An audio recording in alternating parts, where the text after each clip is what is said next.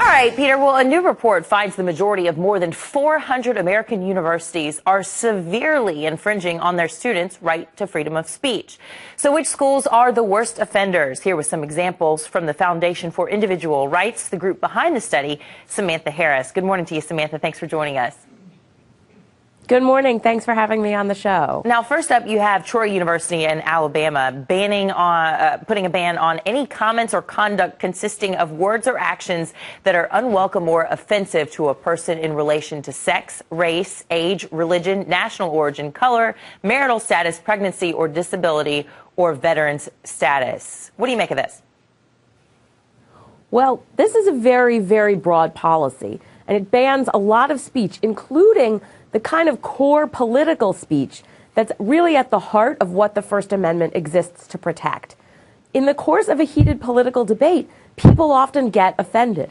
If you are discussing sensitive issues like affirmative action or immigration or the Iraq War, people may feel offended, on the basis of certain personal characteristics, but that doesn't mean that that political speech can't take place. And the policy is also totally subjective. If someone is offended, it's a violation of the policy. And so that means that the most sensitive members of the university community get to determine what speech is and isn't permissible. Yeah, for the masses there. And out of Virginia, Longwood University, speeches, demonstrations, and distribution of literature are limited to one area of campus and requires 5 days' notice. So what if they want to protest or something in response to a current event that happened the day before? Well, that's exactly the point. There needs to be some allowance for spontaneous speech on campus. It's understandable that universities will want notice of demonstrations when it's possible, but requiring students to wait 5 days after, say, 9/11 or the Boston Marathon bombing or any kind of event that people want to respond to immediately really deprives those students of the immediacy of their message. And that's an important part of getting that message across. Often, if you wait until the event is passed, the importance of your message is really lost. And so universities really need to make some allowance for spontaneous speech. They also can't quarantine free speech to just one or two small areas of campus. All right, Samantha, let's go to Boston now. Northeastern University banning transmitting material that in the sole judgment of the university is, quote, offensive or intolerant. So who gets to define offensive and intolerant there?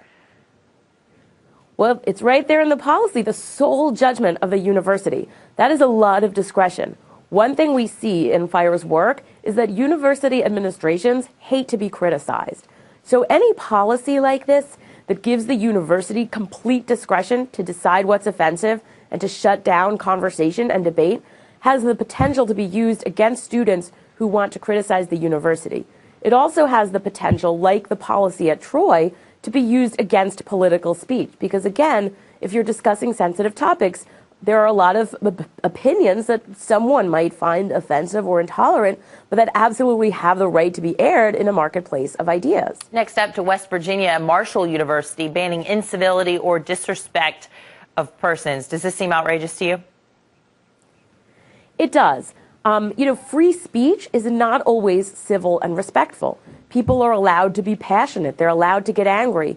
And in fact, a federal court in California struck down a civility policy on precisely those grounds. The judge said that requiring all speech to be civil deprives speakers of the emotional tools that they need to connect with their audience. If you require everything to be calm, people need to be allowed to be passionate without having to worry about being deemed uncivil or disrespectful. Yeah, certainly a topic worth discussing, especially when you remember Modesto Junior College, when the person there was getting into hot water for handing out a Constitution on Constitution Day.